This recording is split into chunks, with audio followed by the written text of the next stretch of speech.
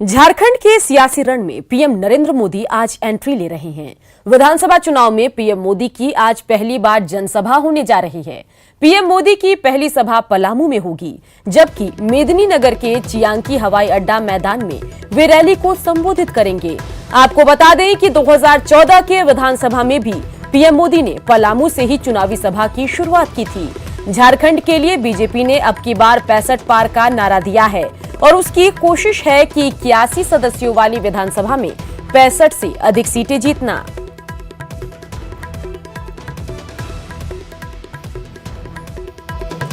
तो बता दें कि झारखंड में विधानसभा के चुनाव होने हैं और ऐसे में चुनावी रण में, चुनाव प्रचार के रण में कूदे हैं प्रधानमंत्री नरेंद्र मोदी। और आज सियासी रण में पीएम नरेंद्र मोदी की एंट्री है। विधानसभा चुनाव में पीएम की आज पहली बार जनसभा होने जा रही है। पहली सभा जहां पलामू में होगी, वहीं दूसरी सभा की अगर हम बात करें तो वो मेदिनीनगर के चियांकी हवाई अड्डा मैदान में होगी। गुमला के एयरपोर्ट मैदान पर प्रधानमंत्री नरेंद्र मोदी की चुनावी रैली होने वाली है, जिसे लेकर तमाम तैयारियां पूरी कर ली गई है। रैली स्थल का जायजा लिया हमारे सहयोगी आनंद अमृतराज ने। झारखंड विधानसभा चुनाव में प्रधानमंत्री नरेंद्र मोदी आज से चुनावी प्रचार की शुरुआत कर रहे हैं। पहली सभा वो पलामू में करेंगे और दूसरी सभा उनकी गुमला में होने वाली है। इस वक्त हम गुमला के एयरपोर्ट मैदान पे हैं, जहां पे मंच तैयार हो गया है और तमाम तैयारियां लगभग पूरी कर ली गई है। और इस पे बड़ा सा स्लोगन लिखा हुआ है, झारखंड पुकारा भाजपा दोबारा। और इसी मंच पे लगभग 1:20 पे प्रधानमंत्री नरेंद्र मोदी पहुंचेंगे और एक जनसभा को संबोधित करेंगे। उसके पहले हम आपको दिखाने की कोशिश कर रहे हैं कि बड़ा सा सभा तैयार किया गया है, चारों तरफ बैरिकेटिंग कर दी गई है और सुरक्षा व्यवस्था बेहद कड़ी है। इस वक्त देखिए बड़ी संख्या में पुलिस बल की तैनाती की गई है, खुफिया विभाग की भी तैनाती हुई है। चूँकि कुछ दिन पहले ही नक्सली घटना हुई है, इसको लेके सुरक्षा में किसी तरीके से कोई चूक ना हो, इसकी पूरी व्यवस्था की गई है। बड़ी संख्या में पुलिस बल की तैनाती की गई है मंच के चारों तरफ, और जहाँ पे सभा होने वाला उसके चारों तरफ भी पुलिस बल की तैनाती है। तो ये जो आप नज़ारा देख रहे हैं, ये गुमला के एयरपोर्ट मैदान का है, जहाँ पे कुर्सियाँ भी लगा दी गई है और अच्छे से बैरिकेडिंग की गई है, ताकि जो लोग भी प्रधानमंत्री नरेंद्र मोदी को सुनने आए वो अच्छे तरीके से बैठ सके। और प्रधानमंत्री के इस दौरे से झारखंड बीजेपी को बहुत उम्मीद है और उम्मीद जताई जा रही है कि जो बीजेपी 65+ का नारा जो उन्होंने दिया है प्रधानमंत्री नरेंद्र मोदी के दौरे के बाद, बीजेपी को उसका फायदा मिले। तो जाहिर सी बात है, नजरें रहेंगी गुमला के एयरपोर्ट मैदान पर जब प्रधानमंत्री नरेंद्र मोदी 1:20 पे पहुंचेंगे और भाषण देंगे। और भाषण में किसे निशाना लेते हैं और क्या कुछ झारखंड की जनता को बोलते हैं, ये देखना दिलचस्प होगा। चलिए सीधा रुख करते हैं गुमला का, जहां से हमारे संवाददाता आनंद अमृतराज हमारे साथ जुड़ गए हैं। साथ ही गुमला से भुवन किशोर झा भी हमारे संवाददाता जुड़ गए हैं। चलिए पहले बात करते हैं आनंद से। आनंद, गुमला के एयरपोर्ट मैदान में पीएम की जो है चुनावी रैली होने वाली है और ऐसे में ये रैली इसलिए अहम हो गई है क्योंकि एक तरफ तो एनडीए में घमासान है, आजसू और बीजेपी एक दूसरे को चुनौती दे रही है। वहीं अगर बीजेपी संगठन की बात करें तो कद्दावर नेता सरयू राय जैसे बागी हो चुके हैं, निर्दलीय चुनावी मैदान में हैं, सीएम को चुनौती दे रहे हैं। तो ऐसे में प्रधानमंत्री की रैली भी काफी अहम हो गई है और बीजेपी का 65 पार का जो लक्ष्य है वो भी मुश्किल होता दिख रहा है। क्या कुछ लग रहा है, बताइए। देखिए, इसको निश्चित तौर पे झारखंड के चुनावी समर में प्रधानमंत्री नरेंद्र मोदी का उतरना बीजेपी के नेताओं के लिए एक तोहफे से कम नहीं है, क्योंकि बीजेपी नेताओं से हमारी बातचीत हो रही थी। उन्होंने कहा कि प्रधानमंत्री नरेंद्र मोदी का दौरा होने के बाद सब कुछ परिस्थितियां बदल जाएंगी और प्रधानमंत्री जब जैसे ही जनता को संबोधित करेंगे और जब अपने बातों को जनता के सामने रखेंगे तो तमाम तरह की जो बातें अभी आ रही हैं वो दूर हो जाएंगी। और खासकर 65+ का नारा जो झारखंड बीजेपी की तरफ से दिया गया है वो नारा भी सच होता दिखेगा। तो जाहिर सी बात है, झारखंड बीजेपी के नेताओं को प्रधानमंत्री के दौरे से बहुत बड़ी उम्मीदें हैं। और जाहिर सी बात है, जिस जगह पे आज यहाँ पे गुमला में लगभग 1:25 पे एयरपोर्ट मैदान पे जब चुनावी सभा को संबोधित करेंगे तो कई सारे समीकरण साधने की कोशिश करेंगे, क्योंकि गुमला जो है वो आदिवासी बहुल इलाका है और यहाँ पे आदिवासी वोटरों की संख्या बेहद निर्णायक हो जाती है। तो जाहिर सी बात है, समझा जा सकता है कि आज 2 सभा हो रही है। पहला पलामू में, जहाँ पे गैर आदिवासी संख्या वोटरों की संख्या बहुत ज़्यादा है। और दूसरी जो सभा हो रही है गुमला विधानसभा गुमला में हो रहा है, जहाँ पे आदिवासी वोटरों की संख्या बहुत ज़्यादा है। तो जाहिर सी बात है आदिवासी वोट को साधने की पूरी कोशिश की जाएगी झारखंड बीजेपी की तरफ से। प्रधानमंत्री इस रैली में आदिवासी को लेकर कोई अगर बड़ी बातें बोले तो कोई आश्चर्य की बात नहीं है, क्योंकि उम्मीद यही है कि प्रधानमंत्री नरेंद्र मोदी जी आज अपने भाषण देंगे तो मतदाताओं को लुभाने की वो तमाम बातें कोशिश करेंगे, वो तमाम बातों को बोलेंगे। जी बिल्कुल बिल्कुल बिल्कुल आनंद, गुमला में क्या कुछ बोलेंगे प्रधानमंत्री, ये बेहद अहम होगा, सुनना बेहद अहम होगा।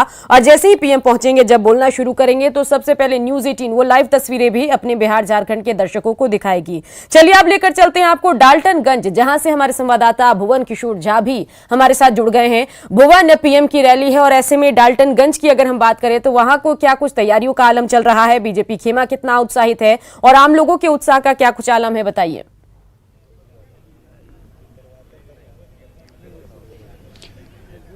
देखिए, विधानसभा चुनाव को लेकर के पीएम मोदी का ये पहली जनसभा होगी और वो पलामू से इसकी शुरुआत कर रहे हैं। आप देख सकते हैं कि यहाँ पर जो मंच जो है वो पूरी तरह से तैयार हो चुका है और ख़ास करके जो ये एयरपोर्ट मैदान है, इसमें करीब 11:30 और 12 बजे के बीच में पीएम मोदी यहाँ पर आएंगे और जो चुनावी सभा की कह सकते हैं कि उनकी ये पहली चुनावी सभा यहाँ विधानसभा चुनाव के दौरान होगी और इसके बाद वो गुमला जाएंगे। यहाँ जो तैयारियां जो की गई हैं उसमें जो प्रशासनिक जो तैयारियां होती हैं वो तो पूरी कर ली गई हैं। इसके अलावा जो पीएम मोदी की ये जो जनसभा होगी वो काफ़ी अहम माना जा रहा है, खासकर जो पलामू क्षेत्र में, जो पलामू प्रमंडल के जो आप विधानसभा क्षेत्र देखेंगे तो यहाँ पर करीब 9 विधानसभा क्षेत्र हैं जो पलामू प्रमंडल क्षेत्र में पड़ते हैं। तो ये तमाम ऐसी ये जो विधानसभा क्षेत्र हैं जहाँ पर बीजेपी पहले यहाँ पे गढ़ इसकी मानी जाती थी और कहीं ना कहीं इस पर बीजेपी की नज़र है और इसी को देखते हुए पीएम का ये जो चुनावी जनसभा होगा वो काफ़ी अहम माना जा रहा है। हाल के दिनों में कई अन्य दलों से भी जो नेता हैं, बड़े नेता या विधायक रहे हैं, वो बीजेपी में शामिल हुए हैं और वो चुनावी किस्मत यहाँ पर चुनाव मैदान में जुटे हुए हैं। कुछ यहाँ पर बीजेपी के नेता हैं, कार्यकर्ता हैं जो कि यहाँ पर पीएम मोदी को सुनने के लिए आए हैं, उनसे हम सीधे बात करना चाहेंगे। आप बताइए जो किस तरह से ये पीएम मोदी की जो चुनावी सभा होगी तो क्या उम्मीद रखते हैं, किस तरह से? इससे पहले भी चुनावी सभा यहाँ पर पीएम कर चुके हैं। निश्चित रूप से यह चुनावी सभा हम सबों के लिए, पार्टी के लिए बहुत कारगर होगा। पहले से भी हम लोग 65+ का जो नारा है रघुवर दास जी को, उसको तो पूर्ण करने जा ही रहे हैं, मगर जो इस प्रमंडल का जो 9 सीट है, 9 सीट पर इनकी सभा के पूर्व से भी हम लोग की मजबूती से तैयारी चल रही है और इनके आने के बाद हम लोग सभी सीटों पर अपार मतों से हमारे प्रत्याशी विजयी होंगे। पहले भी पीएम का यहाँ पर जनसभा हो चुका है और उन्होंने कई तरह के वादे भी किए थे, तो क्या लग रहा है जो इस बार जो चुनावी सभा हो रही है तो उससे कितना जनता पर? जो पहले वादे किए थे हमारे माननीय प्रधानमंत्री, लगभग वो पूरे हो चुके हैं और कुछ बचे हुए हैं, वो इस कार्यकाल में भी पूरे होने की पूरी संभावनाएं हैं।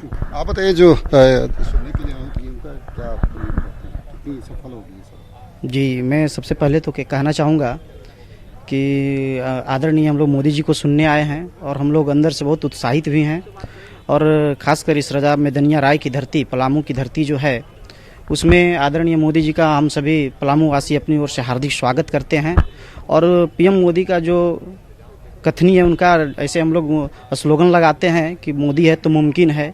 तो मोदी 2019 में ऐसा ऐसा काम करके दिखाया है कि जो काम नहीं होने वाला था, धारा 370 हुआ, अयोध्या मंदिर हुआ या 3 तलाक का मामला जो हुआ, तो मोदी है तो मुमकिन है, सब कुछ मुमकिन है।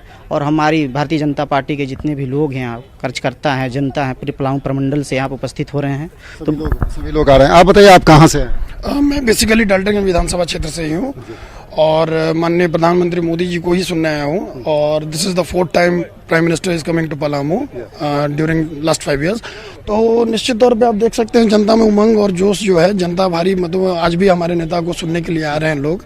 और जो भी वादे सर ने किए थे लास्ट टाइम, जो प्रधानमंत्री का कार्यक्रम हुआ, उन्होंने मंडल डैम और कई सिंचाई योजनाओं का उद्घाटन किया और निश्चित तौर पर वो सारी योजनाएं धरातल पर उतर रही हैं या फिर प्रोसेस में है, वो उतरने जा रही है। इसका लाभ कहीं न कहीं इस बार के चुनाव को निश्चित तौर पर मिलेगी। तो ये उम्मीद है यहाँ के लोगों की और खास करके जो बीजेपी के जो कार्यकर्ता हैं, जो नेता हैं, वो यहाँ पर पहुँच चुके हैं और करीब जैसा कि मैंने पहले ही बताया कि 11:30 और 12 के बीच में पीएम मोदी यहाँ पर पहुँचेंगे और इसको लेकर के पूरी तैयारियाँ की जा चुकी हैं।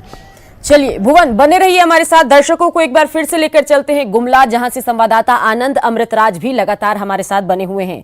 आनंद, चलिए, चुनाव है, चुनावी बातें तो होती रहेगी, लेकिन इन सब के बीच अगर हम आम लोगों की बात करें तो उनमें पीएम को सुनने का अलग ही उत्साह होता है। और ऐसे में जो गुमला वासी हैं, जो गुमला के लोग हैं, वो कितने उत्साहित हैं, क्योंकि बड़ा मौका होगा कई बड़े अहम फैसले लेने के बाद झारखंड वासियों को यहां गुमला में चुनाव प्रचार के दरमियान प्रधानमंत्री कई बातें कह सकते हैं। क्या लग रहा है? देखिए सुकन्या, निश्चित तौर पे आपने बिल्कुल सही कहा। हम लोगों से बातचीत कराते, लेकिन अभी सुरक्षा व्यवस्था की वजह से लोगों को अभी अंदर नहीं आने दिया जा रहा है। अभी चेकिंग चल रही है और चेकिंग के बाद जो बड़ी संख्या में लोग हैं उन्हें आया जाएगा। हम एक बार कैमरा से वाइड करके दिखाने की कोशिश करेंगे। काफ़ी लंबी तैयारी है, काफ़ी बड़ा मैदान है, एयरपोर्ट मैदान, और कुर्सियाँ बहुत करीने से सजाई गई हैं। और उम्मीद है बीजेपी नेताओं को कि ये पूरी जो सभा है आज खचाखच भरेगी और बड़ी संख्या में जो गुमला के अगल बगल के भी लोग हैं वो भी पहुँचेंगे इस सभा में। और जाहिर सी बात है, प्रधानमंत्री को सुनना अपना खुद का आकर्षण होता है। लोग सुनना चाहते हैं प्रधानमंत्री को, खासकर कई सारे ऐसे मुद्दे हुए हैं, धारा 370 का मुद्दा हो, कश्मीर का मुद्दा हो, या फिर जो अयोध्या का फैसला है, उस तमाम मुद्दे पर के बाद प्रधानमंत्री की ये पहली सभा होगी झारखंड में, तो लोग जानना चाहते हैं। सर्जिकल स्ट्राइक का मामला हो, कई तरह की बातें सामने आती हैं, तो तमाम लोगों की इच्छा होती है कि प्रधानमंत्री नरेंद्र मोदी को नज़दीक से देखें, नज़दीक से सुने। और खासकर जब चुनावी मौका हो, जब चुनावी मौका होता है तो प्रधानमंत्री का बोलने का मतलब ही कुछ और होता है। और जनता ये उम्मीद भी करेगी, जो प्रधानमंत्री अगर मन से कोई बात बोलते हैं, कोई बड़ा आश्वासन देते हैं, तो झारखंड को उसका फायदा मिलना तय है। तो जाहिर सी बात है, तमाम बातें होती हैं। और खासकर लोग ये जानना चाहते हैं कि देश के प्रधानमंत्री गुमला में पहुंचे हैं, और जब स्थानीय लोग यहाँ पर पहुंचते हैं वो अपने बीच में प्रधानमंत्री को पाते हैं और सुनना चाहते हैं। चलिए आनंद, बने रहिए हमारे साथ। आगे भी पूरे दिन आपसे हम जुड़ते रहेंगे, अपडेट जानकारी आपके जरिए हम दर्शकों को सुनाते रहेंगे। भुवन, आपका भी शुक्रिया। बढ़ेंगे आगे, रुक करेंगे बड़ी खबर का, जो रांची से आ रही है, जहां कांके नगरी में अनियंत्रित ट्रक घर में घुस गया है। स्कूल जाने के लिए खड़े दो बच्चों को चपेट में ले लिया है। एक बच्चे की दर्दनाक मौत हो गई है, दो की हालत गंभीर है। स्थानीय लोगों में आक्रोश देखा जा रहा है और लोगों ने सड़क जाम कर दिया है। तस्वीरें आपको दर्दनाक हादसे की दिखा रहे हैं। तस्वीरें हैं रांची की। कांके नगरी में अनियंत्रित ट्रक का कहर देखने को मिला है और ये ट्रक पहले घर में घुसा और इन सब के बीच स्कूल जाने के लिए खड़े दो बच्चे जो हैं इस ट्रक की चपेट में आ गए। एक बच्चे की दर्दनाक मौत हुई, दो की हालत गंभीर है। स्थानीय लोग आक्रोशित हैं हादसे के बाद और लोगों ने सड़क जाम कर दिया है। तस्वीरें रांची से आपको दिखा रहे हैं और यही है तस्वीरों में नजर आ रही ट्रक जो अनियंत्रित होकर घर में घुसी और इसके घर में घुसने से 3 बच्चे जो हैं इसकी चपेट में आए। एक की तुरंत मौत हो गई, दो की हालत गंभीर है और इन सब के बीच आम लोगों को देखिए आप, जो आक्रोशित हैं, सड़कों पर उतरे हुए हैं, सड़क जाम कर दिया है।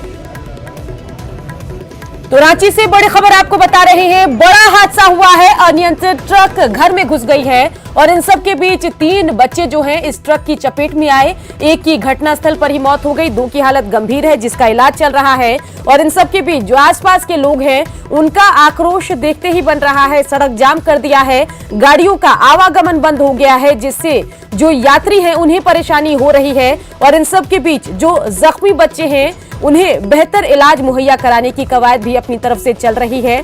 बड़ी खबर रांची के कांके से आपको बता रहे हैं, नगरी में घर में घुस गया है अनियंत्रित ट्रक और उसके बाद ये पूरा हादसा हुआ। इस ट्रक की चपेट में 3 बच्चे आ गए हैं। तीनों बच्चे जो हैं स्कूल जाने के लिए तैयार थे, लेकिन इसी बीच ये अनियंत्रित ट्रक जो है घर में घुसा और उसमें एक बच्चे की तुरंत मौत हो गई, 2 बच्चे की स्थिति गंभीर है। और हम अपने संवाददाता से जुड़ने की कोशिश कर रहे हैं क्योंकि स्थिति वहां पर तनावपूर्ण है, लोग आक्रोशित हैं और जानना चाह रहे हैं कि आखिर ये अनियंत्रित ट्रक चला कौन रहा था, कैसे वो घर में घुस गया और इसके अलावा 2 बच्चे जो जख्मी हैं उनकी क्या कुछ स्थिति है, ये भी हम अपडेट जानकारी अपने संवाददाता से लेंगे। लेकिन इन सब के बीच बड़ी खबर आपको रांची के कांके से बता रहे हैं, जहां स्थानीय लोगों का आक्रोश देखने को मिला है जब अनियंत्रित ट्रक घर में घुसा तो लोगों ने सड़क जाम कर दिया है और उसके बाद आवागमन बाधित है, गाड़ियां वहां से गुजर नहीं पा रही है क्योंकि सड़क पर लोग उतरे हुए हैं और जिससे आम लोगों को परेशानी तो हो रही है। लेकिन इन सब के बीच बड़ा सवाल बना हुआ है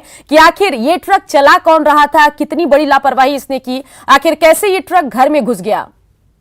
ओम प्रकाश हमारे संवाददाता इसी खबर पर ज्यादा जानकारी के साथ हमारे साथ जुड़ गए हैं। ओम प्रकाश, बड़ा हादसा हुआ है, पीछे जो लोग खड़े हैं वो आक्रोशित हैं, क्या कुछ स्थिति है बताइए।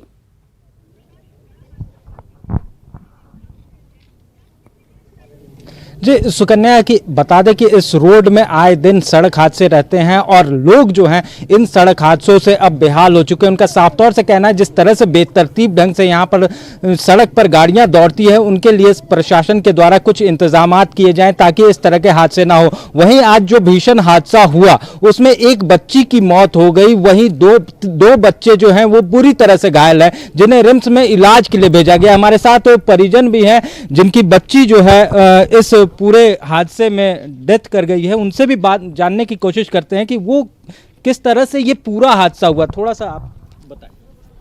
वो जैसा कि पता चल रहा है कि स्कूल जाने के क्रम 8 बजे के लगभग टाइम था, बच्ची खड़ी थी गाड़ी के इंतज़ार में, उसी क्रम में गाड़ी आई बहुत स्पीड के साथ, बहुत तेज़ रफ्तार के साथ और मारते हुए बच्ची को निकल गई। मेरी बच्ची तो स्पॉट में ही डेथ कर गई और जो बच्चे थे उसको गाड़ी घसीटते हुए आगे ले गया और इसी क्रम में और तुरंत में गांव वाले लोग वो रिम्स बच्चे लोगों को पहुंचाए। प्रशासनिक इंतजामात चाचा आपसे जानने की कोशिश करते हैं कि क्या कुछ है। आए दिन यहाँ पर सड़क हादसे हो जाते हैं और सर मेरा ये कहना है कि प्रशासन इस पर कभी भी हम लोग को इधर इस एरिया में ध्यान नहीं दे रहा है। ये एक हादसा नहीं 3 हादसा हुआ और जो कि भयानक हादसा हुआ और यहीं पर खास तौर बहुत रफ्तार गाड़ियों का रहता और जो बच्ची जो यहाँ पर थी वो खड़ा अपने साइड में थी। आप देख सकते हैं सर कि वो गाड़ी कहाँ पर अभी रखा, वो कहाँ दिखाने की कोशिश करते हैं कि जो हादसे की जगह है वो देख सकते हैं। जो ट्रक है वो ये पूरी बैरिकेटिंग जो की हुई है इसे पार करते हुए वहां जाके एक यहाँ पर दुकान हुआ करती थी जिसमें लोग अपनी ज़रूरत के सामान खरीदते थे, उसे भी पूरी तरह से तहस नहस करते हुए रोड के किनारे जाकर ये पूरे हादसे को अंजाम दिया गया है। और ट्रक खलासी जो है हालांकि उसे पकड़ लिया गया है, वहीं ड्राइवर जो है वो फरार बताया जा रहा है। तो देखना होगा कि नजर बना के रखिए, उम्मीद यही कि जल्द ही ड्राइवर की गिरफ्तारी हो और उससे पड़ताल की जाए कि आखिर उसने ऐसे लापरवाही से ट्रक क्यों चलाया। तमाम जानकारी के लिए आपका शुक्रिया। बढ़ते आगे बात करते हैं रामगढ़ की, जहां अनियंत्रित हाईवा ने 4 गाड़ियों और एक बाइक को टक्कर मारी। इस हादसे में 12 लोग घायल हुए हैं। वहीं गाड़ियों की टक्कर गाड़ियों को टक्कर मारने के बाद हाईवा सड़क पर पलटा। इस हादसे के बाद सड़क पर घंटों जाम लगा रहा। बाद में लोगों के सहयोग से घायलों को अस्पताल पहुंचाया गया। वहीं आक्रोशित लोगों ने पुलिस के रवैये के खिलाफ जमकर नारेबाजी की।